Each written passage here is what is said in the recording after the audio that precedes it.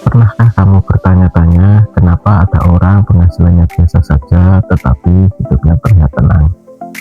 Mereka tidak panik saat ada kebutuhan mendadak, mereka punya tabungan, mereka punya investasi, dan perlahan-lahan kehidupan mereka semakin baik dari tahun ke tahun. Sementara banyak orang lainnya gajinya habis setiap bulan, tidak punya tabungan, tidak punya dana darurat, dan selalu merasa khawatir ketika ada pengeluaran tak terduga. Apa sebenarnya perbedaannya? Jawabannya bukan karena mereka lebih kaya, bukan karena mereka lebih beruntung, tetapi karena mereka memiliki financial planning atau perencanaan keuangan. Kabar baiknya, kamu tidak perlu menjadi ahli keuangan untuk membuat financial planning. Dalam video ini, saya akan mengajarkan langkah demi langkah cara membuat financial planning untuk pemula dengan bahasa yang sederhana dan mudah dipahami. Jadi, pastikan kamu menonton sampai selesai. Karena di akhir video, saya akan membagikan satu kesalahan fatal yang membuat banyak orang gagal mencapai tujuan keuangan. Apa itu financial planning? Mari kita mulai dari dasar. Financial planning atau perencanaan keuangan adalah proses mengatur uang agar dapat membantu kita mencapai tujuan hidup. Sederhananya, financial planning adalah peta perjalanan keuangan. Bayangkan, kamu ingin pergi ke kota yang belum pernah kamu kunjungi. Tanpa peta atau petunjuk arah, kemungkinan besar kamu akan tersesat. Begitu juga dengan uang. Jika tidak memiliki rencana yang jelas, uang akan habis tanpa arah, dan pada akhirnya tujuan keuangan tidak pernah tercapai. Mengapa financial planning itu penting? Banyak orang berpikir nanti saja membuat perencanaan keuangan kalau penghasilan sudah besar, padahal justru sebaliknya. Semakin kecil penghasilan, semakin penting memiliki perencanaan, karena setiap rupiah sangat berharga. Financial planning membantu kita menghindari pemborosan, memiliki tabungan, membangun dana darurat, mempersiapkan masa depan, mengurangi stres akibat masalah keuangan, dan yang paling penting, membantu kita mencapai kebebasan finansial. Langkah pertama, mengetahui kondisi keuangan saat ini. Sebelum membuat rencana, kita harus tahu posisi kita saat ini. Coba ambil kertas dan tuliskan berapa penghasilan bulanan kita, berapa total pengeluaran, berapa utang yang dimiliki, berapa tabungan yang dimiliki, berapa aset yang dimiliki. Jangan takut untuk melihat kenyataan, karena tujuan langkah ini bukan untuk menghakimi diri sendiri, tetapi untuk mengetahui titik awal perjalananmu. Langkah kedua, menentukan tujuan keuangan. Banyak orang bekerja keras setiap hari, tetapi tidak memiliki tujuan yang jelas. Akibatnya, uang selalu habis untuk kebutuhan sesaat. Mulai sekarang, tentukan tujuan keuanganmu. Misalnya, dana darurat 10 juta, membeli motor baru, modal usaha, biaya pendidikan anak, membeli rumah, dana pensiun. Semakin jelas tujuanmu, semakin mudah membuat rencana untuk mencapainya. Langkah ketiga, membuat anggaran bulanan. Inilah fondasi dari financial planning. Kamu harus tahu kemana uangmu akan digunakan. Cara sederhananya adalah menggunakan metode 50-30-20. 50% untuk kebutuhan, 30% untuk keinginan, 20% untuk tabungan dan investasi. Misalnya penghasilanmu 4 juta rupiah, maka 2 juta untuk kebutuhan, 1,2 juta untuk keinginan, 800.000 untuk tabungan dan investasi. Metode ini disesuaikan dengan kondisi masing-masing. Yang terpenting, jangan sampai seluruh penghasilan habis untuk konsumsi. Langkah keempat, membangun dana darurat. Ini adalah langkah yang sering diabaikan, padahal dana darurat sangat penting, karena hidup penuh kejutan.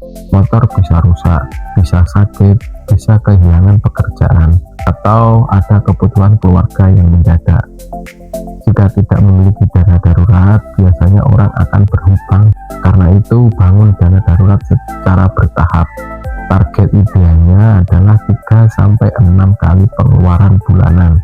Tidak perlu langsung besar, mulailah dari yang mampu. Langkah kelima, melunasi utang konsumtif. Jika saat ini memiliki utang konsumtif, prioritaskan untuk menguranginya.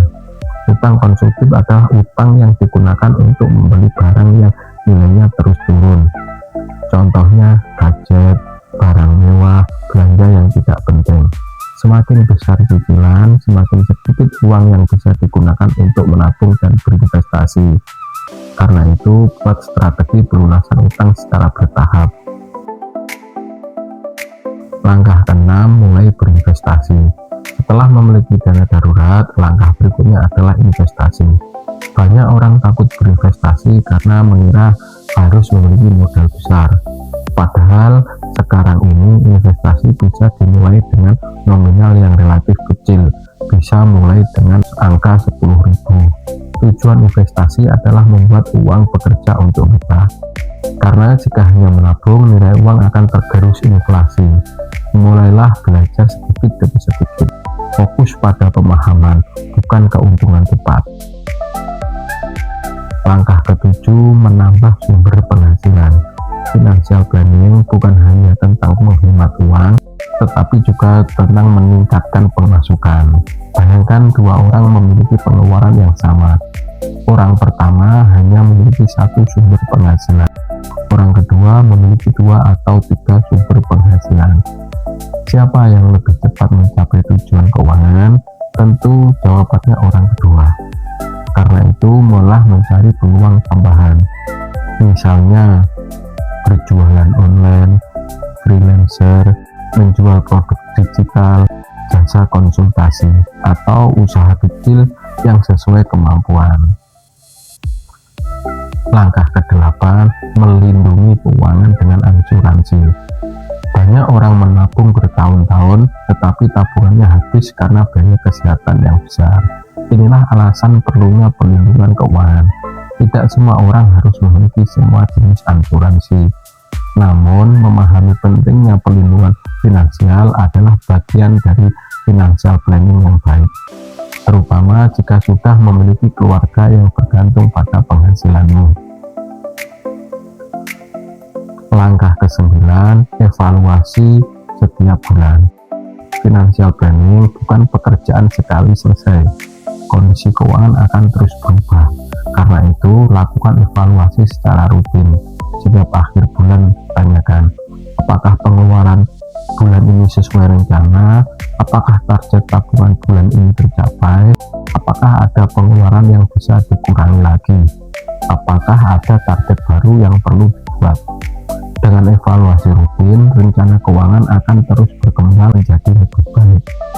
Contoh financial planning sederhana. Mari kita lihat contoh sederhana ini. Budi memiliki penghasilan 4 juta per bulan.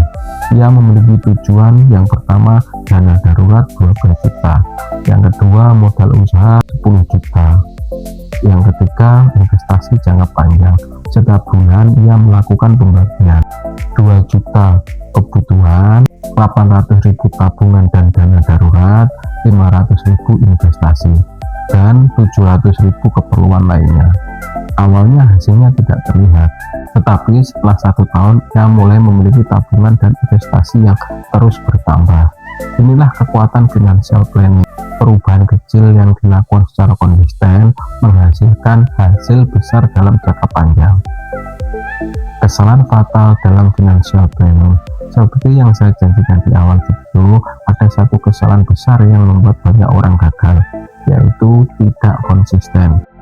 Mereka semangat di awal, membuat target, membuat anggaran, membuat rencana, tetapi setelah beberapa minggu semuanya gagal karena tidak konsisten. Padahal financial planning bukan tentang kesempurnaan, melainkan tentang konsistensi. Lebih baik menabung sedikit tetapi rutin daripada menabung besar hanya sekali. Lebih baik berinvestasi kecil tetapi terus berjalan daripada menunggu waktu yang dianggap sempurna. Financial planning bukan hanya untuk orang kaya. Financial planning adalah kebutuhan semua orang yang ingin hidup lebih tenang dan memiliki masa depan yang lebih baik. Mari kita ulang langkah-langkahnya. Ketahui kondisi keuanganmu, tentukan tujuan keuangan, buat anggaran bulanan, bangun dana darurat, kurangi utang konsumtif, mulai berinvestasi, tambah sumber penghasilan, lindungi keuangan, dan lakukan evaluasi secara rutin. Jika kamu melakukan langkah-langkah ini dengan konsisten, kondisi keuanganmu 1 tahun dari sekarang bisa sangat berbeda dibanding hari ini. Karena masa depan yang baik tidak dibangun dalam satu malam, tetapi dibangun dari keputusan-keputusan kecil yang dilakukan setiap hari. Sekarang saya ingin bertanya kepada kalian, jika saat ini diberikan tambahan uang 50 juta, apa tujuan keuangan pertama yang ingin kamu capai? Apakah untuk dana darurat? Apakah untuk membayar utang? Apakah untuk modal usaha? Atau buat investasi? Tulis jawabanmu di kolom komentar. Saya ingin membaca target finansial kalian.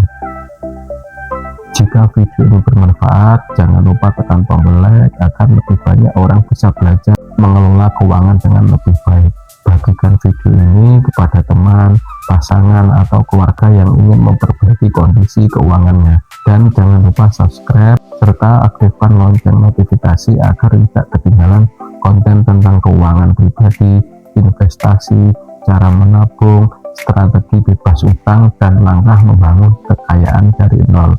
Sampai jumpa di video berikutnya.